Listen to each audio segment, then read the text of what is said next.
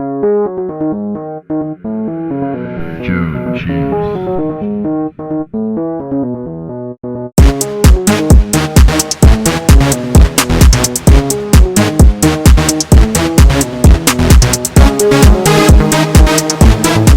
non, moi je m'appelle Nkere Ntanda.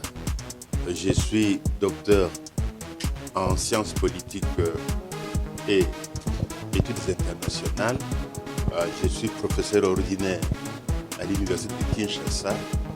Je suis l'ancien assistant spécial du chef de l'État, M. Laurent Désiré Kabila, en charge des investissements publics et privés.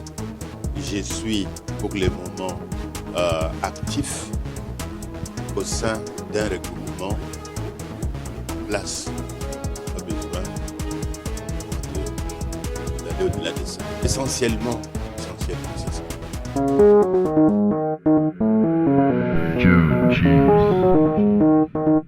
Moi, je dois d'abord dire que j'étais très déçu par le retard dans la publication du gouvernement.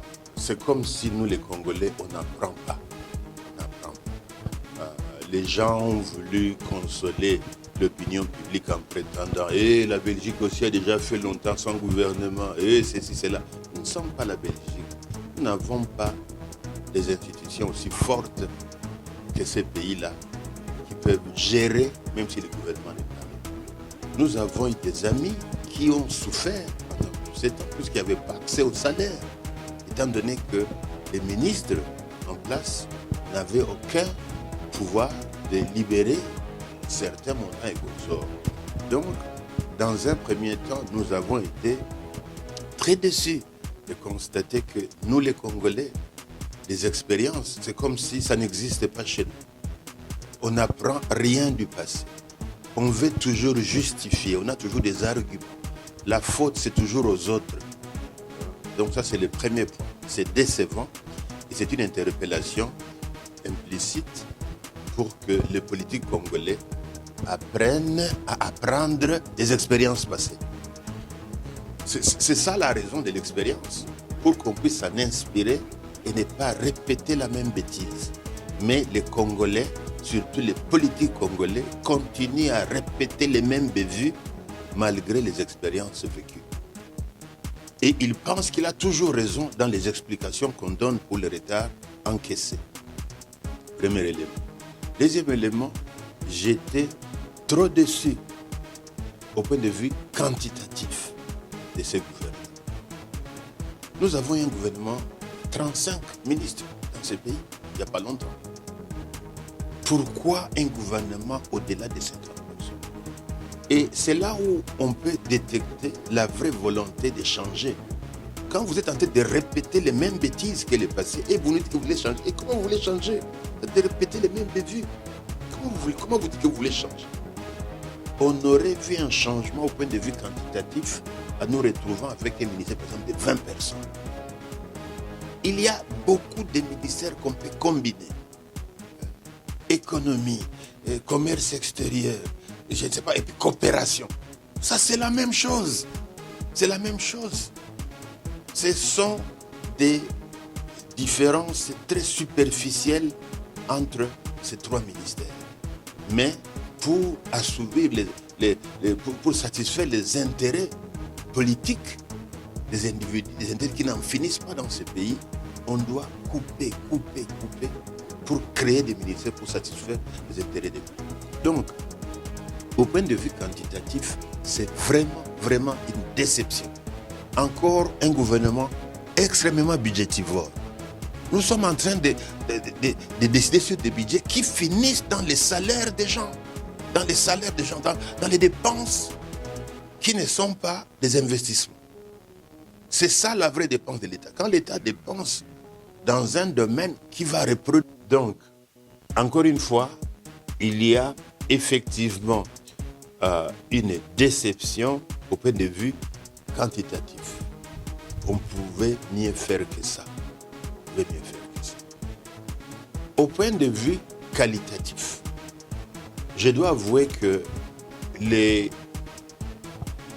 personnes qu'on a identifiés comme ayant œuvré dans le passé, dans le système, et qui ont été retenus, à mon sens, ce sont en réalité des gens qui ont prouvé un savoir-faire, qui ont fait preuve d'un certain niveau de responsabilité dans la gestion par rapport à la masse, par rapport aux autres.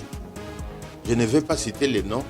Vous savez les gens qui sont revenus, vous savez les gens qu'on a pris au Parlement, qui étaient là depuis longtemps et qui se trouvent au gouvernement aujourd'hui, quelques noms. Deuxième élément au point de vue qualitatif, les nouveaux noms. Ce sont des gens qu'on ne saurait juger puisqu'on ne les connaît pas.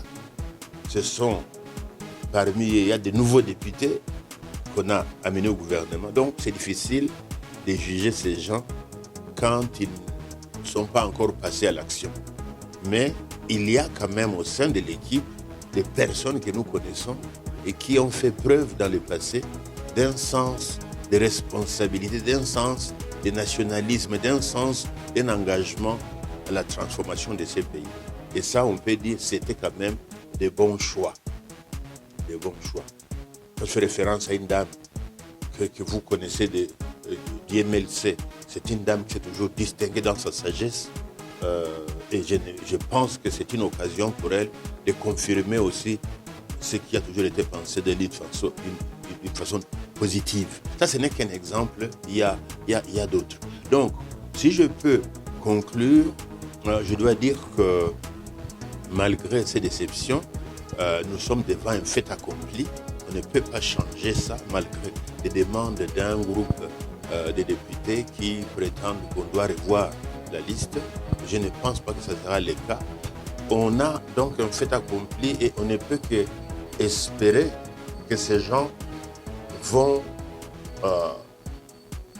s'engager comme promis.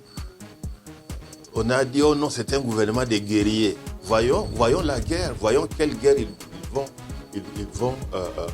dans laquelle ils vont s'engager pour transformer ces pays. Les guerriers, ce sont des gens qui n'ont pas peur, ce sont des gens qui prennent des décisions difficiles. Voyons cela dans ce groupe. Donc, les Congolais, on a souvent tendance à beaucoup parler, mais à ne rien faire. Ces gens ont beaucoup parlé, ils s'étiquettent déjà comme des guerriers. Attention, il faut que l'étiquette puisse se traduire en action et qu'on ne prenne pas seulement une étiquette publicitaire, alors qu'au point de vue action, il n'y a rien de consistant, il n'y a rien d'avantageux pour le peuple congolais.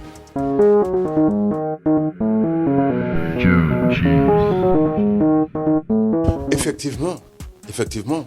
Et c'est là où ça a déçu quand on a vu ceux qui étaient en charge entrer dans des négociations avec les politiciens congolais. Ici, on ne devait pas négocier.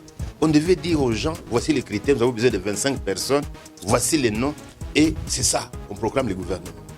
Mais quand on s'est mis dans des négociations pour satisfaire les intérêts des uns des autres à gauche, à droite, on a vu, c'est-à-dire que pour nous, les observateurs, ça c'est du déjà vu. Ça c'est du déjà vu qu'on est en train de nous répéter encore une fois. Et c'est pourquoi, dès le départ, l'espoir était perdu à ce niveau-là. L'espoir était perdu. On a su qu'avec cette stratégie, il n'y aura pas de changement. Il n'y aura pas de changement. On devait imposer à ces gens une certaine discipline, une certaine organisation, ou bien vous acceptez cette organisation comme nouvelle vision de l'Union sacrée et vous joignez, ou bien vous ne venez pas. Donc, c'est ça que j'ai dit, c'est décevant à ces différents niveaux-là. Mais étant devant un fait accompli, voyons ce qui va se passer. Espérons qu'ils vont répondre à l'étiquette qu'ils se sont collés des guerriers. Ne nous amenez pas des défaites ici. Nous voulons des victoires. Voilà.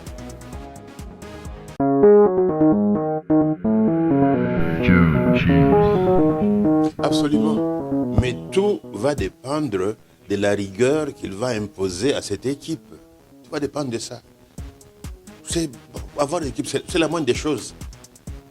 Équipe gonflée là, des gens qui sont là pour bousiller le budget de l'État dans des salaires, qu'ils nous produisent alors des ressources, des revenus par rapport à leurs différentes responsabilités. Effectivement, le budget de l'État n'a aucune échappatoire, je répète, aucune échappatoire par rapport au blocage qui est initialement, n'est-ce pas, vu de l'autre côté. Donc, encore une fois, c'est sa volonté qui devrait prévaloir.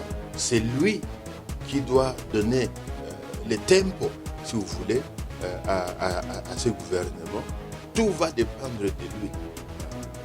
Et c'est là où je vous dis que, bon, étant devant un fait accompli, on ne peut rien changer. Voyons quand même comment ils vont faire. S'il y a réellement la volonté de changer, c'est peut-être de répondre aux besoins des citoyens congolais.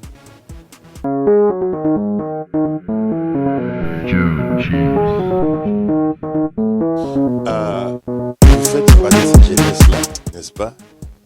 Moi, en tant que professeur, je suis toujours avec la jeunesse congolaise, vous le savez, dans des auditoires, j'étais avec vous dans des auditoires et consorts. Et cette jeunesse, pour moi, ne me donne aucune garantie d'un futur plus meilleur que que la vie que nous menons aujourd'hui. C'est une jeunesse qui s'est souvent retrouvée dans les mêmes irresponsabilités que les adultes de ces pays. Donc, prétendre seulement qu'avec étiquette jeunesse, tout va changer, c'est vraiment une illusion. C'est vraiment une illusion.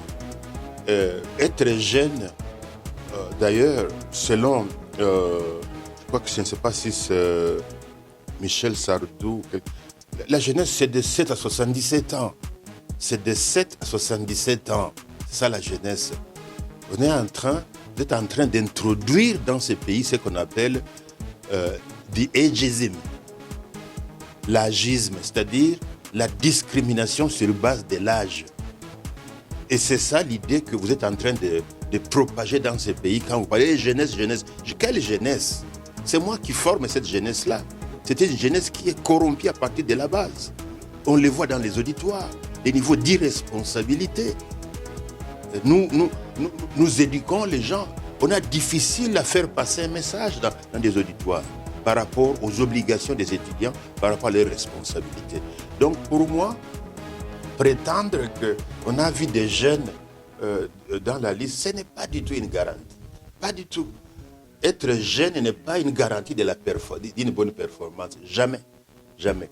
Donc on doit apprendre à s'éloigner de cette généralisation incorrecte où les jeunes Congolais sont en train de penser que puisqu'ils sont jeunes, ils peuvent faire mieux. Puisqu'ils sont jeunes, on doit leur faire beaucoup plus confiance. Archi faux. Je suis formateur de jeunes et je l'ai dit avec toute responsabilité. La jeunesse d'aujourd'hui est aussi irresponsable que les adultes d'aujourd'hui. On les voit.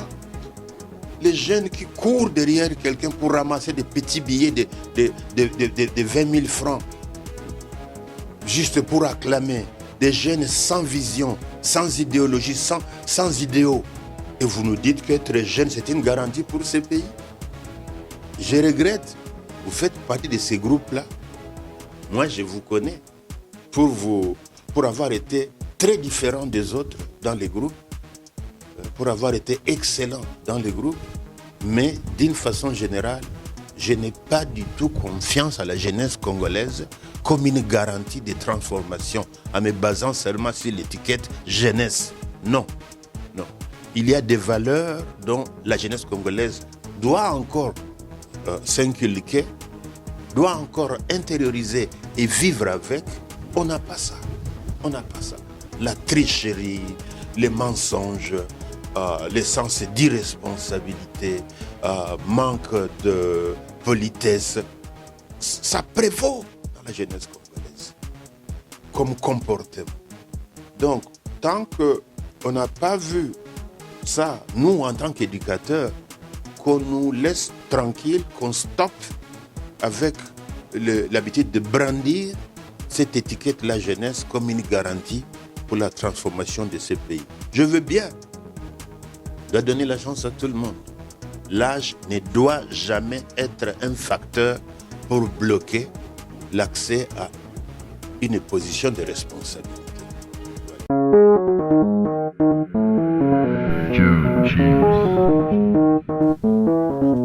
Vous y avez déjà répondu. Et c'est ça la déception constatée par tous les Congolais. Vous avez mené un combat, vous voulez à tout prix qu'on puisse vous récompenser pour les combats que vous avez menés, alors que ça entre dans le cadre de vos responsabilités. Et c'est comme ça qu'on est en train chaque fois d'être étonné, de voir on vient applaudir quelqu'un qui inaugure un truc qui tombe dans ses responsabilités. Il n'y a pas à l'applaudir pour ça. Il ne devait faire que ça. Donc, c'est vraiment, vraiment décevant. Et c'est encore une preuve de plus qui confirme le fait que les gens sont en train d'accéder au Parlement sans savoir pourquoi ils vont là-bas. Les gens sont en train de prétendre devenir députés sans savoir pourquoi ils deviennent députés. Ces mêmes gens qui prétendent représenter le peuple veulent fuir leur mandat pour accéder au gouvernement, soi-disant c'est plus juteux là-bas. C'est ça les critères qu'on continue à entendre dans la classe politique congolaise. Juteux ou non juteux. Vous imaginez ça? Une classe politique dont l'orientation est fondée sur la capacité d'une telle ou telle autre institution d'être juteuse ou non juteuse. Donc c'est une honte totale pour ces députés-là qui pensaient que, ayant posé cet acte-là, on doit les récompenser pour ça, en les nommant ministres. Au contraire, ils devaient être fiers d'avoir amené à cette transformation, et cela en soi est un prix suffisant pour un nationaliste. Savoir que c'est moi qui ai contribué à ça. On les connaît. Ils n'ont pas à devenir ministres pour qu'on les connaisse. On les connaît. Ça suffit. Ça suffit. Donc, encore une fois, c'est pour vous réaffirmer ce que nous sommes en train de dire, que nous avons affaire à des hommes, entre guillemets, politiques, sans idéaux. Sans idéaux. Et tant que ceci va prévaloir dans notre pays, on ne saura pas changer ce pays. On ne saura pas changer.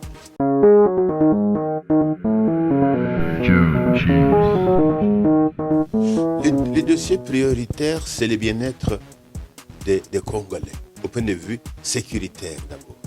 Étant Congolais, je connais les coins du Congo qui sont dévorés par des mouvements rebelles, par des milices, et où il y a des morts chaque jour. Alors qu'à Kinshasa, on a ces pavanés, boit du champagne à gauche, à droite et comme ça.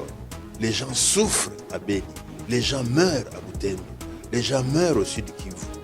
Donc il y a urgence au point de vue sécuritaire, et j'étais content de suivre les nouveaux ministres de la Défense sur Okapi, où il parlait d'une nouvelle stratégie, mais qui était conditionnée par les moyens. Les moyens. Mais quand vous avez un gouvernement de 55, je ne sais pas, de 50 ministres, comment est-ce que vous aurez ces moyens-là? On est en train de bousiller des moyens dans des domaines où on ne devait pas les bousiller. Donc, sécuritaire, c'est un domaine qui est primordial, puisque sans sécurité, on ne peut rien faire. On ne peut pas aller au champ, on ne peut pas ouvrir les magasins, on ne peut pas vaquer à ces activités de tous les jours. Sécurité. Deuxièmement, on doit avoir accès aux besoins les plus fondamentaux. Par exemple, ici, où nous sommes maintenant, ça fait plus de 12 jours que nous n'avons pas du courant, bien que le courant est là au compte-gouttes. Heureusement, nous avons un groupe électrogène qui nous permet de nous éclairer. Mais ce n'est pas tout le monde qui a accès à ça. Ce n'est pas tout le monde qui peut se permettre ça. Donc, ça devient un problème sérieux quand on ne sait même pas voir la nuit et l'obscurité qui favorise encore le banditisme, qui favorise l'insécurité. Donc, encore une fois, je n'ai cité que l'électricité, mais regardez les paniers de la ménagère, les prix ne font qu'augmenter sur les marchés. Comment on doit répondre à ça quand les salaires restent les mêmes, si pas diminuent par rapport à la fluctuation, n'est-ce pas, du taux d'échange dans notre pays. Donc, Encore une fois, je veux bien qu'ils s'appellent des guerriers, mais voilà les éléments de la guerre. C'est ça qu'on doit vaincre. Ont-ils les moyens de vaincre ça? Il y a des projets que nous avons et qui sont abandonnés. Vous connaissez notre capacité par rapport à l'électrification de toute l'Afrique. Nous avons cette capacité. Voilà l'Éthiopie qui, dans très peu de temps, construit un très grand barrage. Très grand barrage. Pourquoi? Engagement, sens de responsabilité, détermination des gouvernements. Et ici, on a plein de barrages qui n'ont qu'à être retouchés un peu pour donner de l'électricité à plusieurs points à l'intérieur du pays. On ne sait pas faire ça. On ne sait pas faire ça. Il y a une priorité sur les infrastructures, surtout routières. Nous avons beaucoup de points où on produit, mais on ne sait pas acheminer vers les marchés. Et les combles, ce qui est énervant, chers amis, c'est que nous répétons cette même histoire, gouvernement après gouvernement. Oh non, route des desserts agricoles, on va développer ça. Combien de gouvernements nous ont promis ça? Combien de gouvernements? Oh non, nous mettons la priorité sur les routes des desserts agricoles. Rien. Donc, encore une fois, ce sont là les quelques pistes par rapport aux cibles attaquées par les soi-disant warriors, c'est-à-dire guerriers, et on voudrait les voir à l'action. Ces étiquettes ne servent à rien tant qu'il n'y a pas de victoire. Nous voulons des guerriers qui nous apportent des victoires. Et voilà les domaines où on attend des victoires.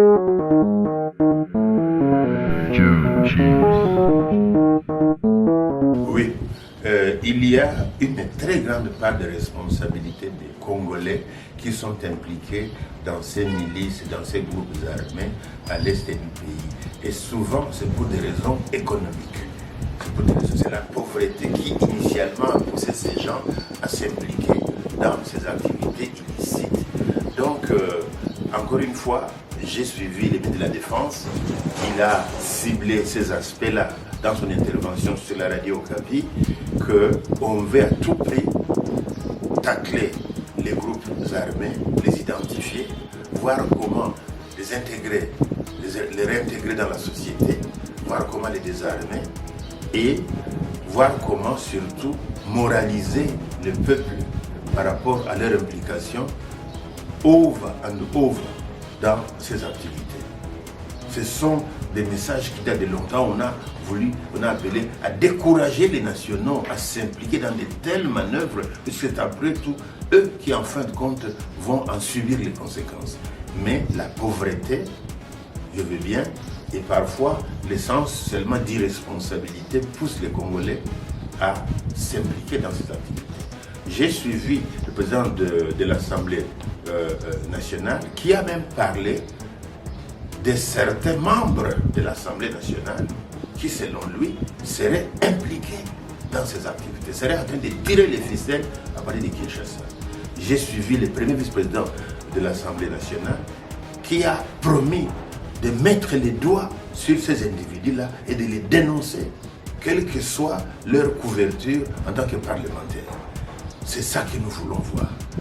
Si on peut détecter les gens qui sont en train de favoriser ces malheurs à nos confrères de l'Est, eh bien, qu'on les fasse sans hésiter. Qu'on les fasse sans hésiter. Et c'est ça que nous attendons de la nouvelle équipe.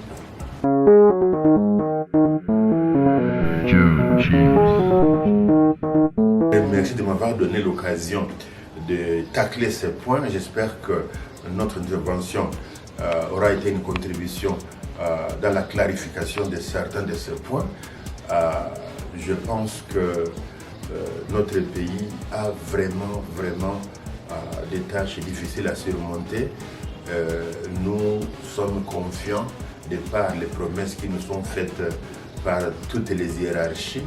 Nous voulons cependant que ça ne soit pas seulement des promesses, mais que ce soit des actes qui puissent mener à la transformation de la vie de tous les Congolais. Nous voulons un bien-être qui soit tel que les Congolais aient accès aux besoins les plus fondamentaux du commun des mortels. Voilà notre espoir, voilà notre souhait. Encore une fois, merci pour l'occasion. Joe Cheese.